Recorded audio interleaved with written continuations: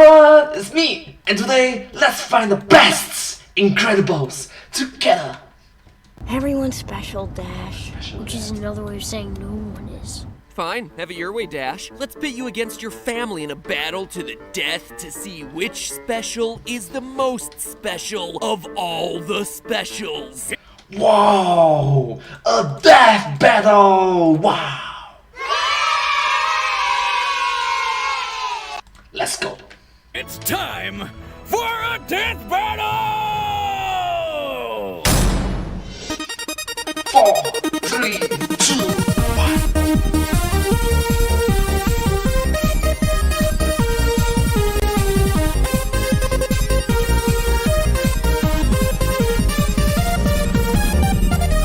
Hello, Internet! Welcome to Film Theory. Hello Internet, welcome to Film Theory. Hi. The only show that can monologue longer than a villain in a superhero movie. You sly dog! You got me monologuing! I can't believe it. Today I'm covering what's perhaps the most beloved movie in Pixar's lineup, The Incredibles. Get it, because the villains always monologue. A film that probably earned that title because a lot of you watching saw it when you were kids. A fact that, in retrospect, is a bit alarming considering what the movie's really about. I mean, for a family-friendly film, you have a villain that actually kills people, a wife that suspects that her husband is cheating, and repeated deaths by engine turbine.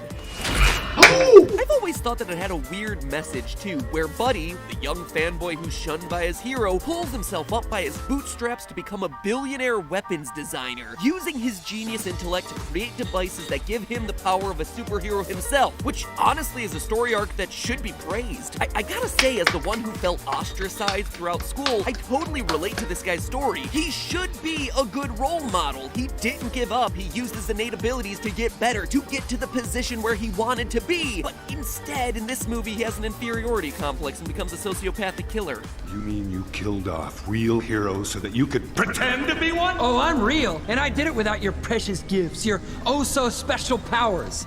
Hey, Pixar, I totally feel what you're going for here, but seriously, intelligence should be a real superpower. But nope, not in The Incredibles, and then the rest of the film treats him like a joke, until he dies a gruesome death and the heroes are all solidified as the ones who are born with their innate abilities. Clearly, this movie believes that some people are just more super than others. And since you killed off the character I most relate to, movie, I'm going full supervillain and giving you a dose of your own medicine. Which super is the most super? True, Incredibles. Which super is the most super among the supers?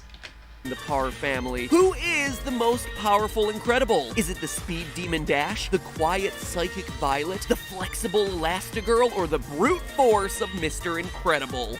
Or the baby, the baby that can do a lot of stuff, very special. I root for baby. There's also the baby Jack, the big wild card in the family whose powers seem to vary from setting himself on fire to changing to different materials. You could say he's a regular Jack of all trades. But knowing how Hollywood storytelling works and based on the fact that the trailers are already playing all this up, it probably means he's going to be revealed to be the most powerful character in Incredibles 2, so I'm knocking him out of the competition. In the meantime, though, place your bets, ladies and gentlemen, because 4 Incredibles enter, 1 Incredible leaves. Man, I really am starting to sound like Syndrome. Everyone can be super, and when everyone's super, no one will be.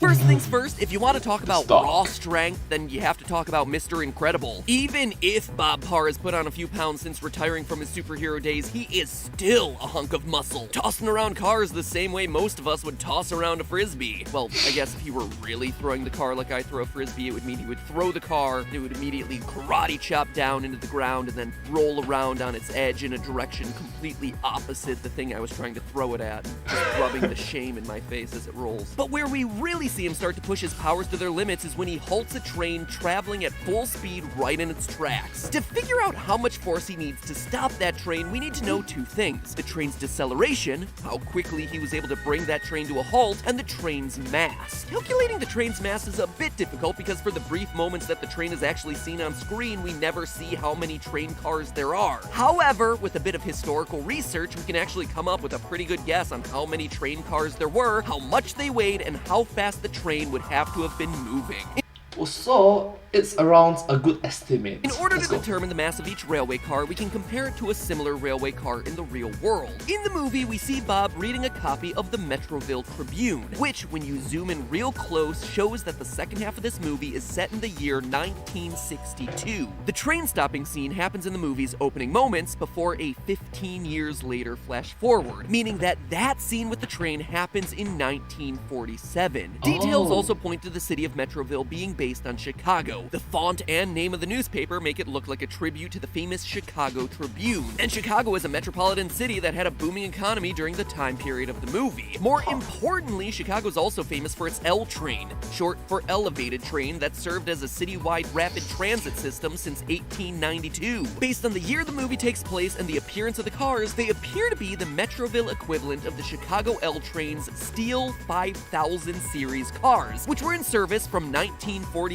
to 1985. So it's an old train. Also know, based on historical research, that the 5000 series of car had an unloaded weight of 93,000 pounds, plus another 14,688 pounds from the weight of all the passengers inside. And yes, I calculated that using the average weight of a person in 1950, which I might note is over 20 pounds lighter than the average weight for a person in the year 2000. Hey, you have to account for everything when it comes to historical accuracy, and also our ever-expanding waistlines. Lastly, the length of the train. Especially during the global pandemic when everybody is under lockdown.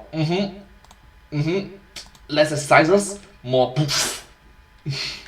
In the scene, we're able to count 11 visible railway cars, and based on everything we know about elevated trains in the 1940s, which is a surprisingly large amount after doing this episode, the train probably wouldn't be any longer than that. In fact, it was uncommon for trains to be longer than 6 cars during commuter hours way back then. All of that gives us a grand total of 1,184,568 pounds for the mass of the train. That is 592 tons. Mr. Incredible certainly has a lot of work to do. And work he does. He brings that train from 55 miles per hour to a screeching halt in just under 10 seconds. 9.9 seconds if we want to be exact. To do that to a 592-ton train, he'd need to exert a force of 1,333,000 newtons. That's the equivalent of 299,670 pounds of force. Just for comparison, a study of 70 boxers found that elite-level fighters punch with an average of 776 pounds of force, with the strongest one ever not being able to reach 1,300 pounds of force. Bob's punch, by comparison, would be 230 times stronger than that. They don't call him Mr. Incredible for nothing, and with that, 1,333,000 newtons of force is our number to beat. Next up is Helen Parr, aka Mom, aka Elastigirl. Elastigirl, aka Mom! Measuring Elastigirl Mommy! strength is a bit trickier here, since she's not really about raw strength, but rather raw stretch. We never really get to see her stretched to her limits, haha, but we do get to see how flexible her abilities are. Ba-doom-ching. All right, I'm done with Let me try it. the puns. She has a parachute mode, boat mode, hovercraft mode, limbo mode, shield offspring from oncoming homing missile explosion mode. Hold up, completely shielding the kids from an explosion of a homing missile? Yikes! If her body is able to go full Groot and repel the force of an explosion like that, protecting what's inside, it must be pretty strong. And based on her passing out in the aftermath of the explosion, it's pushing her powers to their limits, so that is the scene we're gonna analyze. Wow, that's true. I really like it that MatPat mentioned about the Guardians of the Galaxy's reference. I am Groot! And then, we are Groot. But just how strong is she? Just how Let's strong look is at the she? missiles. We don't actually see any other aircraft in the vicinity, so it looks like these are going to be surface-to-air missiles, SAMs, as opposed to air-to-air missiles. But how powerful are they? Well, when Surface to air, air to air. it comes to surface-to-air missiles, the explosive yield will ultimately depend on the warhead it's carrying, but faster usually means more powerful. I mean, the fastest missiles in the world are ICBMs, which can reach speeds of over Mach 15. 15 times the speed of sound! And they're usually designed to carry nuclear warheads. scary thought. Anyway, from the way that the missiles appear to only barely outspeed the plane, we can assume that they're probably moving at close to the same rate. Now, a typical commercial jet would be able to hit speeds of around 600 miles per hour, which is subsonic. Less than the speed of sound, not even Get it? Subway plus Sonic. Subsonic. Mach 1. And we never actually see Helen's plane cross any sound barriers, even as she's trying to avoid these missiles. So that means that the missiles must be moving pretty slowly. Currently, the slowest and typically weakest surface-to-air missiles used by the US military still hit a speed of around Mach 2.5, which Wow. means I guess Syndrome's weapons budget was more focused on building killer robots and not so much on buying anti-aircraft missiles. Information on this subject is a bit hard to find, and digging around for it has undoubtedly put me back on top of several government watch lists. There goes my trusted traveler pass I worked a year to get. But out of all the missiles used by the US military, the slowest one is the RIM-116 Rolling Airframe Missile. RAM, a missile delivering a warhead with an explosive yield equivalent of 47.279 megajoules, or just around 24.9 pounds of TNT. But here's where things get even more complicated. In the scene, we see not one, not two, but three missiles. Also, Elastigirl isn't even the first thing the explosion hits, impacting the plane before even hitting her. Also, we have to consider the fact that Elastigirl isn't at the epicenter of the explosion when the missiles go off. This all matters because what we think of as an explosion is basically just a shock wave that gets weaker and weaker as you move away from the epicenter. And this drop-off happens exponentially. So this time, we're just gonna have to do some rough estimations. If we estimate that the plane's main body, or fuselage, is 10 centimeters thick aluminum, standard for a typical Boeing aircraft, The plane's main body, aka the fuselage. and we use what we know about the impact strength of aluminum and estimate Elastigirl's distance from the initial explosion at around 3 meters based on the size and shape of the cabin and where we see the missile impact the aircraft, Elastigirl's body is absorbing a whopping 3,510,000 pounds of force. That is more than 10 times as much force as we calculated for Mr. Incredible to stop that moving train. Wow, think about it. Mom is stronger than dad. Literally stronger than that. Oh, wow. Ladies and gentlemen, we have ourselves a new front runner, and a new definition of girl power, and a new definition of Wonder Woman. Okay, I'll stop. Up Wonder next is Woman. Flash. I mean Dash, the Flash. speedster of the family. Who knows though, maybe Speedster. Incredibles 2 will feature Reverse Dash, complete with a yellow costume. They could even completely rip off the Flash and recreate that time that the Flash was shot with a fat ray. Wait, why are we going down this rabbit hole? Kidnapped and then put on display as the 1,000-pound blunder, like some sort of freak show. Ha! You get it? Because he's obese now. Yikes! The 60s were a very different time. Anyway, Alright, so let's avoid going down the rabbit hole and focus on the main topic today, The Incredibles. Let's go. Dash demonstrates his super speed a lot throughout the movie, but believe it or not, the greatest feat of speed that we actually see him pull off is when he rushes up to his teacher's desk to place a thumbtack on the seat, then rushes back to his seat. This little rat is guilty! He's guilty! You can see it on his smug little face! Guilty! I say guilty! Hey dude, calm down. Why are you freaking out? It's just a prank, bro. Don't be a prick about it. Get it? Prick. Because it's a thumbtack.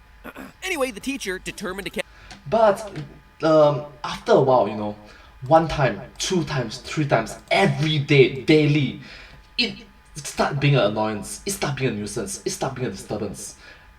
Especially when the odds are you have to teach everyone and you are in charge of it. Alright? You need to lead everyone to be good. And if there's an annoyance, you have to point it out.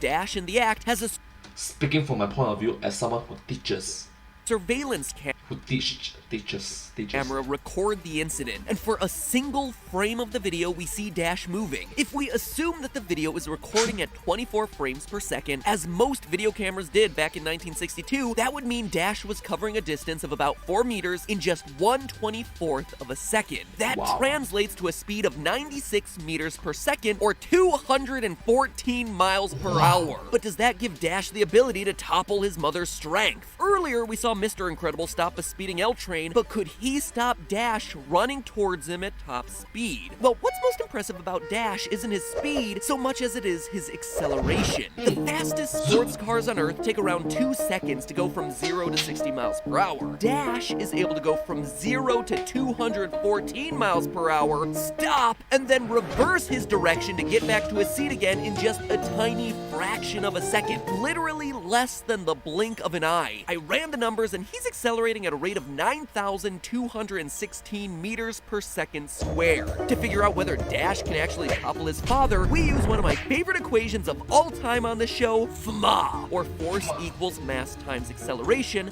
FMA! It's not FNAF, it's FMA! Instead of Five Nights at Freddy's, it's force equals to mass times acceleration. Also, mention about the blinking eye, right?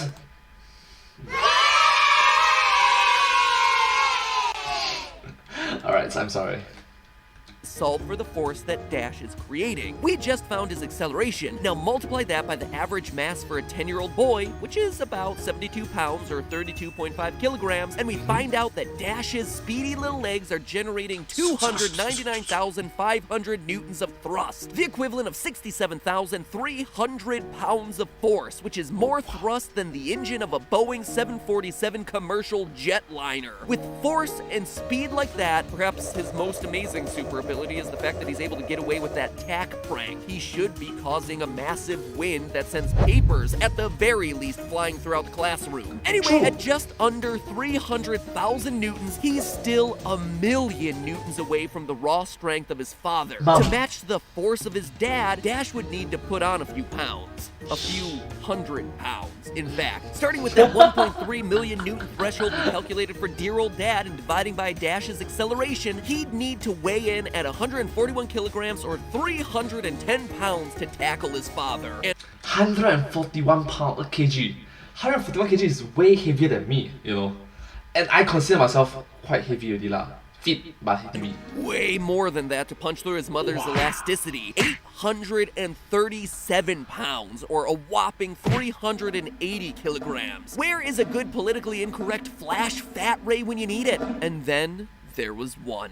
14-year-old Violet, the bashful, shy girl who wants nothing more than to reject her superpowers and be normal herself. Now, she's a tricky one since her powers aren't physical like anyone else in her family. First, the girl who wants to hide from the world can, appropriately enough, turn invisible. But more to our purposes, she can create force fields capable of blocking pretty much anything. And you can't have a force field without the word force, the exact measurement we've been using to compare the family. True, the Force!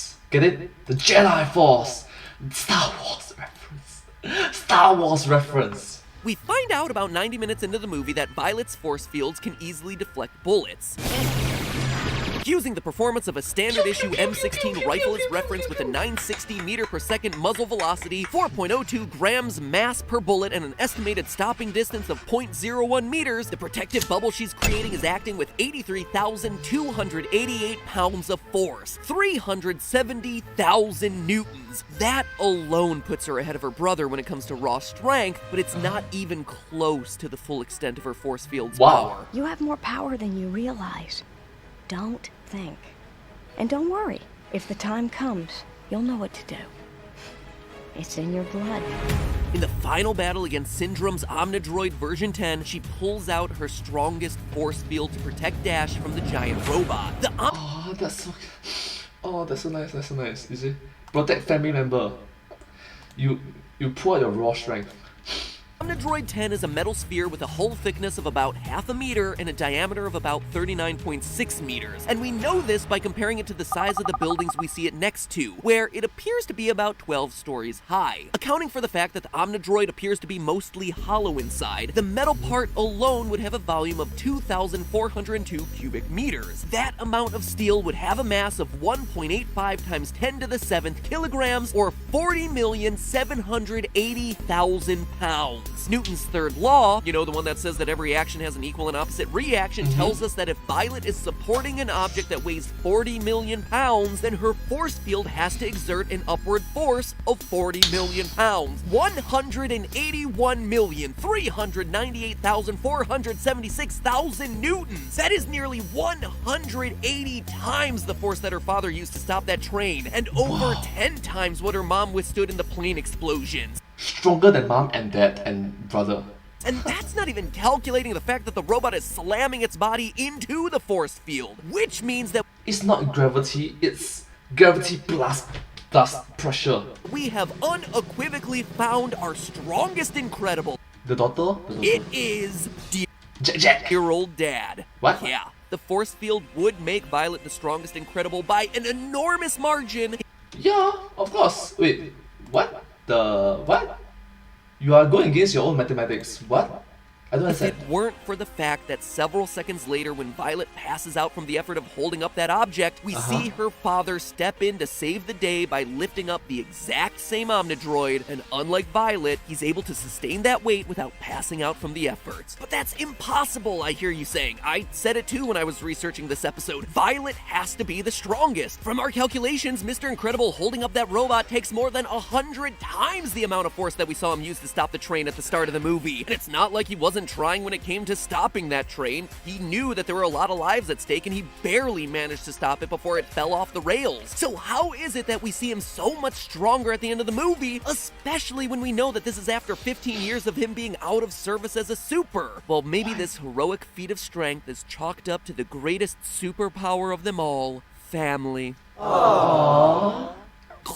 Ugh, gag me. Cut it out with your family kumbaya nonsense, you hippies. But seriously, seeing his children's lives at stake, Bob leaps to their defense and provides the most monumental demonstration of strength that we see throughout the entire movie. Being a father. Being a father. This is actually known as hysterical strength, a The science of hysterical strength. display of extreme strength by humans beyond Life or death situation. what's believed to be normal, usually occurring when people are in life and death situations. This is most commonly associated with stories of parents lifting vehicles to save their kids. In this case, it's Bob Parr lifting a giant death droid to save his kids. Scientific evidence to prove it is scarce, since, as you can imagine, it's a bit hard to test this sort of thing in a lab. Hey, we're gonna put your kid under a car. Go lift it! But it is theoretically possible, believed to be tied to the body increasing adrenaline production in times of crisis. So Violet is definitely number one, unless parental instincts come into play. And you know what? That seems like a fitting climax for a movie that's ultimately more about family bonds than it is about superpowers. Sometimes it takes a family to save the day. And even though Dash and Violet might not be as strong as their dad, in a way, they were indirectly responsible for his greatest feat of strength. And that's Disney Pixar's The Incredibles,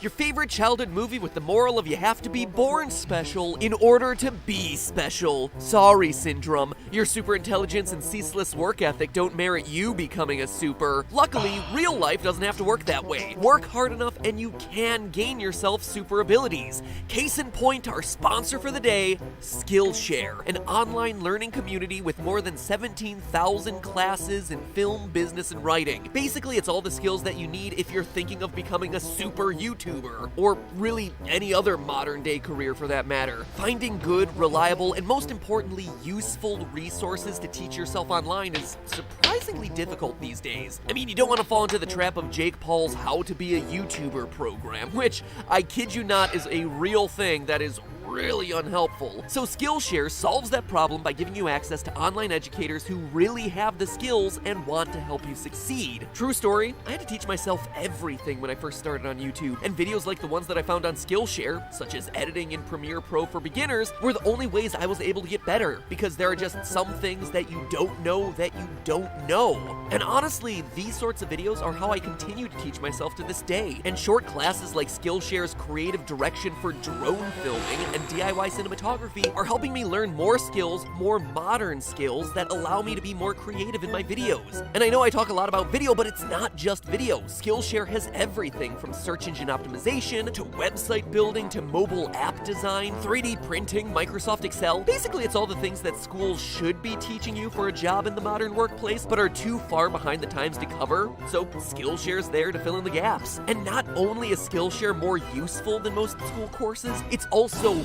way more affordable, with an annual subscription costing less than $10 a month. And with this special offer, you can get the first 3 months of Skillshare for just 99 cents. It was originally supposed to be through the month of January, but because you guys are so special, and because this video happened so late in the month, they're extending it until February 15th. What better gift to give your loved one for Valentine's Day than the gift of knowledge? GT Live merch, technically, but that won't be on sale until next week, so Skillshare! Sign up at the link that you see on screen, or it's at the top line of the description, skl.sh/film theorists. You know what, actually, no, that is a crappy URL. You're never gonna remember that. Oh, .sh, yeah, I'm gonna remember to put that up in the URL bar. It's in the top line of the description. Sign up, it's 99 cents to try it for 3 months. Teach yourself a couple new skills like drone filmmaking, which is stuff, just not gonna find that stuff anywhere else. So remember, friends, life isn't like The Incredibles. You can work to achieve what you want, and places like Skillshare are out there to help. Again, one last time, Incredipunch, that link in the description, since not even super memory will help you remember the huge block of link text you see on screen right now. But you know what you can remember? The fact that this was all just a theory. A film theory. And commence learning. Well, thank you so much for watching this video, and please remember, you are special, I am special, all of us are special, none of us are normal. Actually, technically speaking, why did I name myself Mundane Singaporeans, Humdrum Singaporeans? I'm just another Singaporean. Well, reason being, I want to humble myself and stay true to myself. Thank you so much for watching this video. I hope you find this video very interesting to watch together with me. Hopefully that you learn something new, and yeah, if you do like this video, please remember to like, share and subscribe to my channel, and comment down below if you have any share of us. Don't forget to follow my channel, and I sincerely appreciate all of your support and encouragement for our work. Thank you so much for being so uplifting and motivating, and yeah, sincerely grateful for it. Hope to see you in my next video. But hey, that's just a theory. A film theory, and cut.